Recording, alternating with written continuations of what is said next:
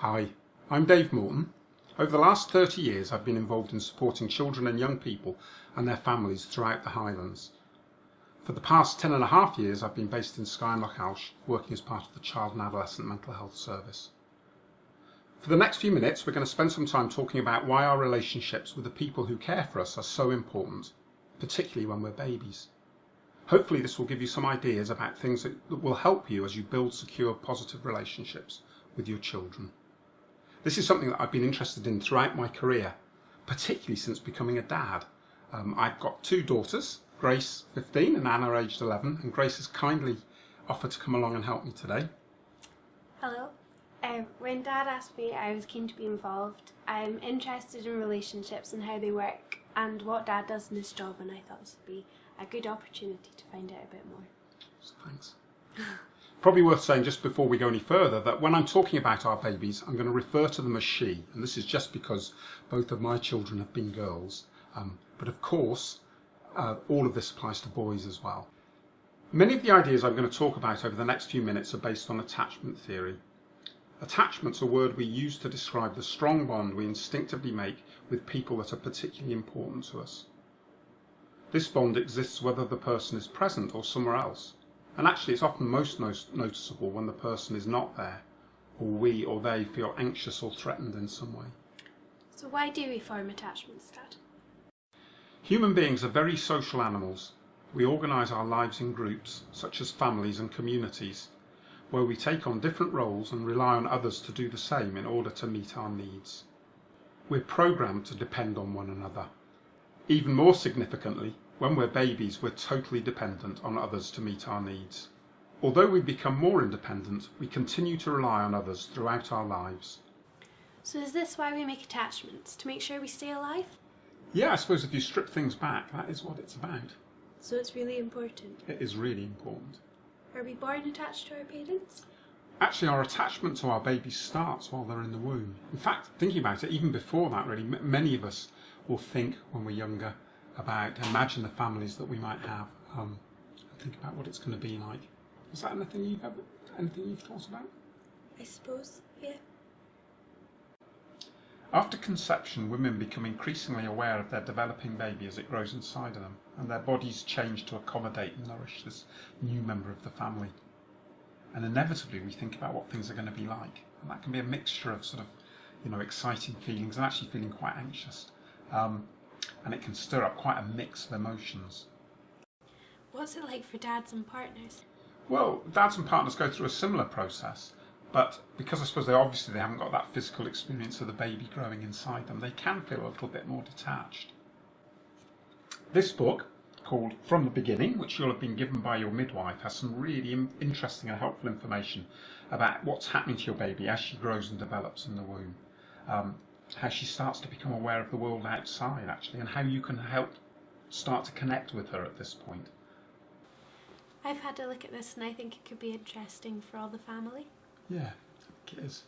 Anyway, you haven't answered my question. Are we born attached to our parents? Sorry. Well, although we're not born attached to our parents, from birth we're interested in other people and have a real sort of drive to try and make a connection. How do we do this? Babies instinctively seek out faces. Even though her eyesight isn't great yet, she'll look and listen attentively. Her parents' voices may already be quite familiar and of particular interest to her. The ideas in the From the Beginning book can help this to happen. Very quickly she can begin to take part in little exchanges or games, making or copying sounds or movements. These can be quite subtle and you need to watch closely. We'll come back to this in a minute. So babies are born ready to make a relationship and may already recognise their parents' voices? Yeah, that's right. And as her parents respond to and encourage this, patterns of interaction and communication start to develop and attachments begin to form. I've got some slides to help us look at this. So your baby has a need. Perhaps she's hungry, or she feels emotionally overwhelmed, or wants social interaction.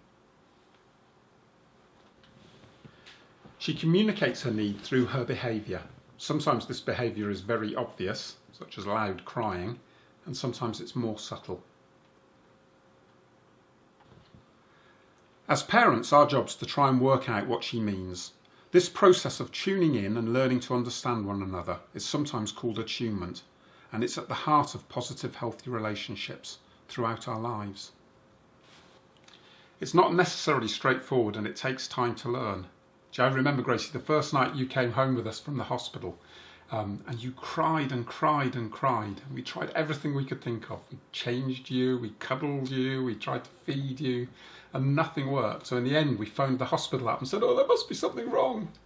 But they reassured us, and actually, eventually you got off to sleep, probably because we'd relaxed a bit as well. Anyway, if we're able to tune into how our baby feels and what she needs, and are able to meet those needs most of the time, we can help her feel content and secure. So does this mean that as this pattern repeats itself, she begins to feel more secure and attached? Yeah. So if we're able to do this reasonably consistently, our baby begins to tune into our own pattern of doing things. And through this sense of being understood by her parents, she begins to learn that the world is a safe place that she can begin to understand. Can you say a bit more about this? Well, there are two particularly important sorts of information our baby brains use to do this. First of all, information about how we're feeling. Being aware of how we feel lets us know what's happening to us at any point in time, whether it feels pleasant or unpleasant, safe or unsafe. And the other sort of information relies on the logical thinking power of our brains that helps us to pick up patterns and recognise the sequence, the order that things happen in. And this tells us about what happens when. So knowing how we feel and whether it is pleasant or unpleasant, and linking this with what happens before, during and after we feel this, helps us to begin to make sense of the world and begin to predict what's happening? Yeah. It helps us to feel more secure and in control. To illustrate this, imagine your baby's hungry. The uncomfortable feeling makes her cry. Her mum notices she's upset and realises she's hungry. She feeds her baby and the baby feels content. If her mum or dad is able to repeat this pattern, over time she'll be able to put together the different feelings and experiences and the order in which they happen. Hunger, discomfort, then distress, then mum or dad arrives and she feels content. Once she recognises this pattern, the next step might be that she sees mum or dad coming towards her or picking her up, and, being able to predict the feeling of comfort that follows, she stops crying or her crying becomes less distressed. A further step may be that she recognises the pattern of distress, crying, and then mum or dad arriving, and begins to use the cry to, in effect, call them. She's now using information about how she feels and the thinking bit of her brain to begin to influence her world. So this helps to explain why it's important for parents to try and be consistent and predictable? Yeah, it does, yeah. Having reasonably consistent routines makes it easier for our children to pick up the patterns that are there in their lives. And this also, as we've been saying, helps them to understand their feelings. When we're babies, our feelings are really powerful, sometimes overwhelming sensations. And to start with, we don't know, we're not aware of what's happening around us. We don't know why they start or why they go. Yeah, you can really pick up on that sense of fear and panic when you hear a little baby crying. That's right. So we've just discussed combining feelings with our thinking brain helps us start to make more sense of the world. We can also help our babies to understand and contain their feelings in other ways. Imagine your baby sitting on your lap and she's nice and relaxed and you're chatting away, and then suddenly the door bangs and she's startled. What you'll instinctively do then is you sort of catch that feeling, the way she's looking, and say, "Oh, what's happened?" And then your brain sort of magically transforms what's happened with that scared feeling, and you'll turn it round into something that's much more manageable. Say, "Oh, it's all right, it's just the door banging," and sort of help her to sort of understand that sort of powerful emotion that she's been caught up with. In recent years, we've learned that the early experiences we've been discussing actually affect how our babies' brains develop. I've got a picture of a brain cell here to help us. We're all born with our own unique potential, determined by our genes. At birth, our basic life support circuits are wired up, but the connections between a large percentage of our brain cells remain to be made. The experiences we have determine how these connections are made. And the relationships we have with the people who look after us are a hugely important part of our experience. So these attachment relationships play a crucial role in physically shaping our baby's brains. So it's a mixture of our genes and what happens to us. Isn't that what people call nature and nurture? Yeah. So Gracie, have you got any thoughts or questions about what we've been talking about? Well, it seems to me that you and your baby managing to tune into each other is particularly important. Yeah, no, that's one of the most important ideas really running through all that I've been saying. This idea of attunement, of finding a way of communicating with our baby that allows us to tune into and find out about each other and to be able to enjoy and explore the world together. And although we've all got an instinctive desire for this to happen, it doesn't necessarily happen automatically and certainly isn't there all the time. There can also be things that happen in our lives that can get in the way, so it's something that we really need to work at.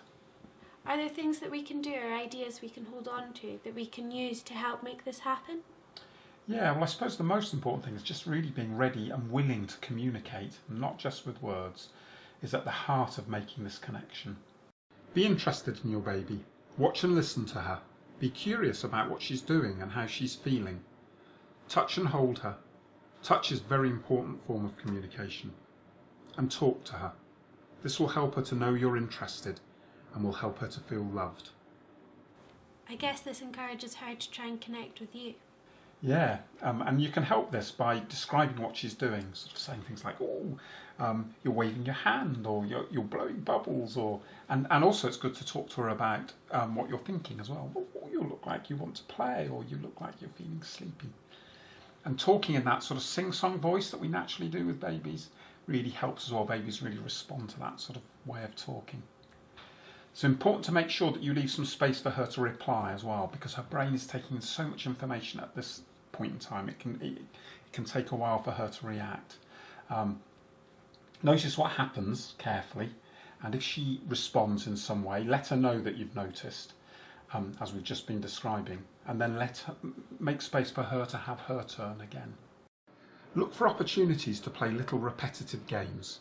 Her brain will respond to the loving attention and to those repetitive patterns, as we were talking about earlier on. These sorts of interactions will really help her brain to develop in a strong, positive way. So this is why we sing children nursery rhymes? Yeah, the rhythm and the repetition and that sort of sing-song voice I was just talking about all really help. In fact, when your baby's 3 months old, your health visitor is going to give you a pack with some books and a CD with nursery rhymes on it, so you can learn some new ones. Although what I've just described hopefully sounds reasonably straightforward, actually finding the space and time to do this when you've had a new baby can be very challenging. Life can feel as if it's been turned on its head, and parents are often exhausted and stressed. And it's really important to remember that although you may feel like everyone else seems to know what they're doing, we all struggle at times. And I'm sure Grace has lots of memories, do you? of me getting stressed and grumpy. I mean, I can certainly think of times when I've done that and wished I'd done things differently. But I suppose I also know that it's inevitable that we do get it wrong at times. But if we stay interested and willing to try and understand what's happening for the other person, this will help us to work it out together. And this actually strengthens our relationships in the end. Yeah, sometimes sorting things out after an argument helps you to understand things better, both about yourself and the other person. It's important to come back to the fact that finding the time and space to tune into your baby and to get to know each other can be very challenging at times, and that there are many things that can get in the way and make this complicated.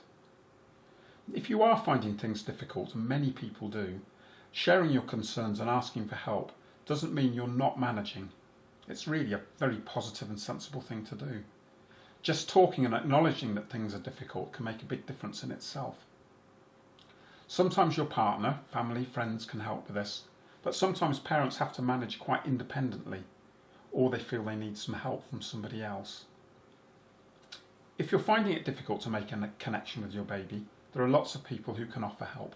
The best people to start with are your midwife, your health visitor, or your GP.